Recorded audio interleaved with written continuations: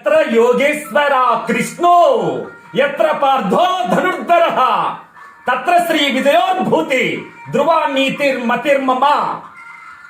మిత్రమా, జగద్గురుడైన శ్రీకృష్ణుడు జగదేక వీరుడైన అర్జునుడు ఎక్కడైతే కొలువై నివసిస్తారో విహరిస్తారో అక్కడే సకల సంపదలు, సకల కీర్తి, దివ్య జ్ఞానములు, సకల యశస్సులు తాండవమాడతాయి. మిత్రమా, ధనుర్ధారి అంటే అర్థం ఆత్మపై దృష్టి గలవాడే ధనుర్ధారి. ధనుస్సు ఎక్కుబెట్టినప్పుడు దృష్టి లక్ష్య ప్రాప్తి మీదనే ఉంటుంది. కనుక అర్జున్ అవార్డు ఎందుకు ఇస్తున్నారు?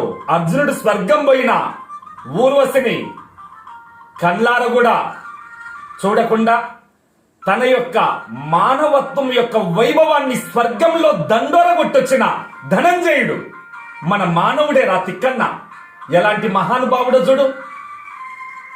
సంపదగిన శత్రువు చిక్కిన కూడా చేత పో, ఈరోజు అలసిపోయావు రా రావణ, రేపు రాపో యుద్ధానికి సిద్ధమై అన్న శ్రీ రఘురాముడు ఉదయించిన ప్రభవించిన పవిత్ర భారతావని నేలపై పుట్టిన ఓ యువక, ఓ యువతి, ఓ త్యాగధనులైన భారతీయులారా, ఎటువంటి దివ్య చరిత్రకు వారసులై పుట్టి మీ యొక్క భావి జీవిత వైభవాన్ని మన పురాతన శాస్త్రముల యొక్క రామాయణ, భాగవత, భారతాది పవిత్ర గ్రంథములలోని ఆ దివ్య వైభవాలను, దివ్య శక్తులను గుర్తించాలి.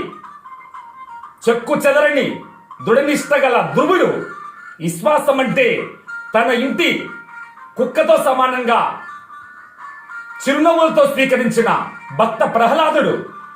మరి పతివ్రతాతనం అంటే యముణ్ణి సైతం కొట్టి తన భర్తను చేపట్టి తెచ్చిన సత్య సావిత్రి, ముగ్గురు మూర్తులని పసిబిడ్డలుగా మార్చిన అనసూయ మాత. ఇలాంటి మహాత్ముల యొక్క ఆదర్శాలు మనందరికీ ప్రస్తుతం అత్యవసరం. అలాంటి పవిత్ర భారతీయుల రక్తం పంచుకొని విహరించే ఓ ధన్యజీవులారా, ప్రియ, my dear friends, my dear masters, my dear gods, భారతదేశంలో పుట్టిన ప్రతి భారతీయుడు ఒక దైవాంశ సంభూతుడే. జై భారత్.